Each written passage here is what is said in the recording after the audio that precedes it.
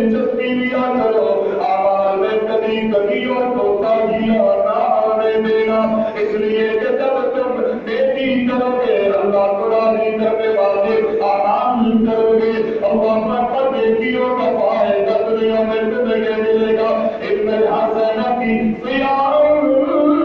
فی وجہ، جب کوئی نیکی کرتا ہے نیکیوں کی وجہ سے اللہ پر اس کے چہرے کو منور کر دیا جاتا ہے، ونورا فی القلب، نیکیوں کی وجہ سے اللہ پر اس کے دل کو منور کر دیا جاتا ہے۔ اسی نیکی کی وجہ سے رب العالمین دنیا میں اس سے رزق میں برکتیں عطا فرماتا ہے، اسی نیکیوں کی وجہ سے